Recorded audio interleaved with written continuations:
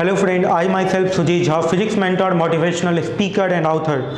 In this video we discuss about question number 105 of IE Rodov. A particle of mass m moves in a certain plane P due to a force F whose magnitude is constant, whose vector rotates in that plane with a constant angular velocity omega.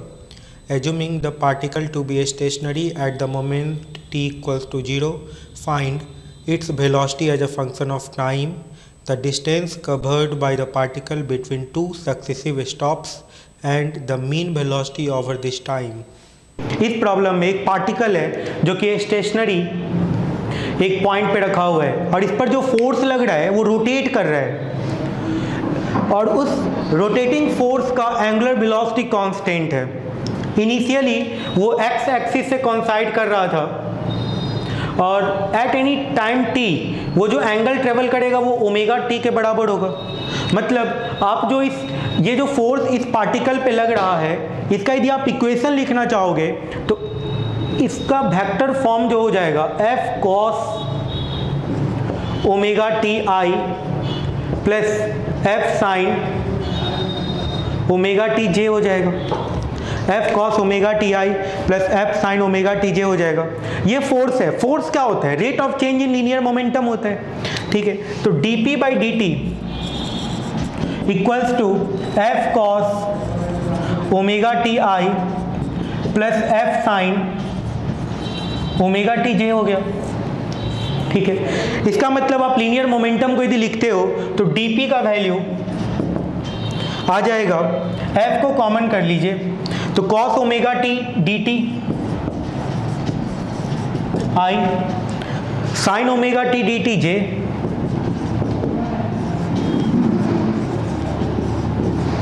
ये आ जाएगा. दोनों तरफ integration लगाते हैं. यहां पे limit of integration लेते हैं. डीपी का integration, F cos omega T का integration, I integration of sine omega T D T J. यहाँ पे dp का इंटीग्रेशन p हो जाएगा 0 टू p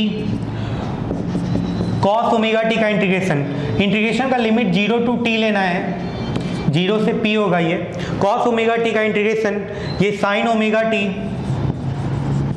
बाई ओमेगा हो जाएगा 0 टू t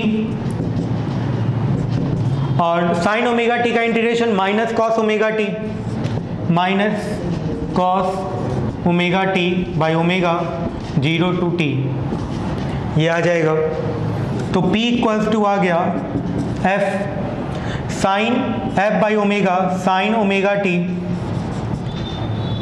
प्लस जब आप t पुट करोगे तो ये माइनस कॉस ओमेगा टी होगा. जब 0 पुट करोगे तो ये 1 आ जाएगा. इसका मतलब ये आ जाएगा 1 माइनस कॉस ओमेगा टी जे. लीनियर मोमेंटम का जब आप मैग्नीट्यूड कैलकुलेट करोगे, यहाँ से अब हम लीनियर मोमेंटम का मैग्नीट्यूड कैलकुलेट करते हैं तो लीनियर मोमेंटम का मैग्नीट्यूड आ जाएगा root under sine square omega T plus 1 minus cos omega T का whole square.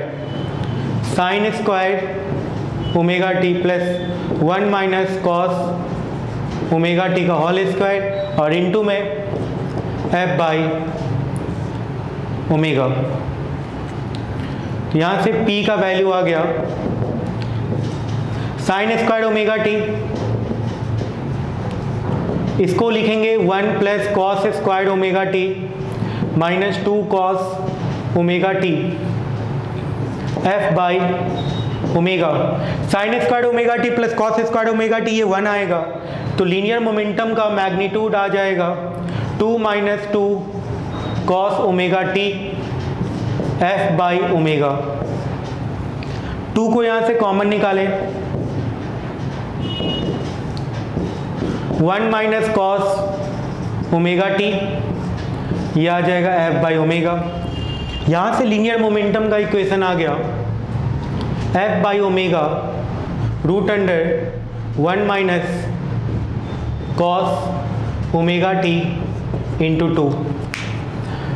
1 minus cos omega T 2 sine square omega T by 2 होता है, तो F by omega root under 2 into 2 sine square omega T by 2 आ जाएगा।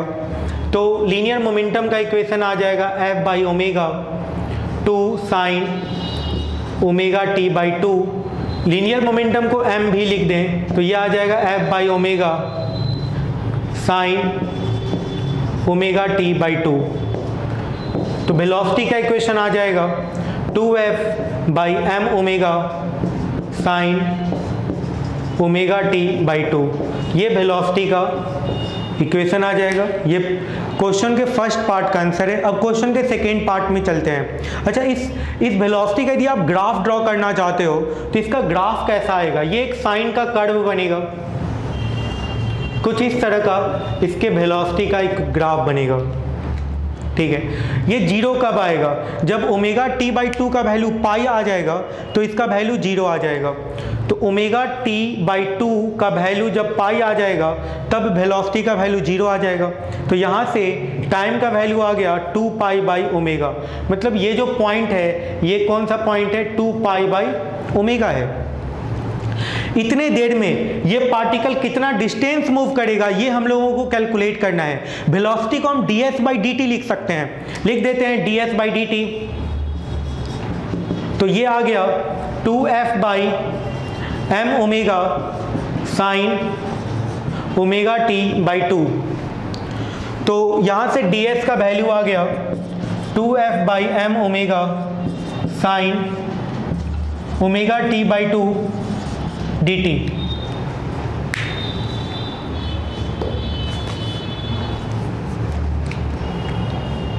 दोनों तरफ integration कर दें, 0 टू s और साइन ओमेगा टी का integration 0 to 2 pi by omega हो जाएगा। पुट कर देते हैं यहाँ पे वैल्यू, ds का इंटीग्रेशन s आ गया 2f बाई एम ओमेगा आ गया, साइन ओमेगा टी बाई 2 का इंटीग्रेशन तो ये आ जाएगा minus cos omega T by 2 by omega by 2।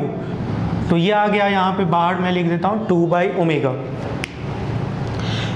तो s का इक्वेशन यहाँ से आ गया 4f by M omega square negative में cos omega T by 2 and limit of integration is from 0 to 2 pi by omega. तो यहाँ से डिस्टेंस का वैल्यू जो पता चलेगा s equals to minus 4f by M omega square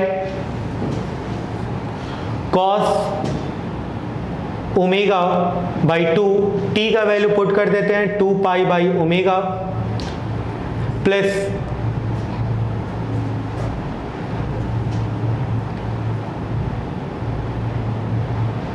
minus cos 0। तो s equals to आ जाएगा minus 4f by M omega square into -1 2 से 2 कट गया, ओमेगा से ओमेगा, कॉस पाई का वैल्यू -1 होता है, ये -1 -2। तो s का वैल्यू आ गया 8f by M omega square. यदि 0 टू 2 पाई बाई ओमेगा के लिए एवरेज वेलोसिटी कैलकुलेट करना हो तो एवरेज वेलोसिटी का वैल्यू आ जाएगा total displacement by total time. Total displacement है 8f by M omega square और टोटल टाइम का वैल्यू है 2 पाई बाई ओमेगा। तो ओमेगा बाई 2 पाई आ गया, यहाँ से ओमेगा कट गया, 2 से 4 कटेगा। तो एवरेज वेलोसिटी का इक्वेशन यहाँ से आ जाएगा 4f by pi M omega. ये इस प्रॉब्लम का थर्ड पार्ट का आंसर है।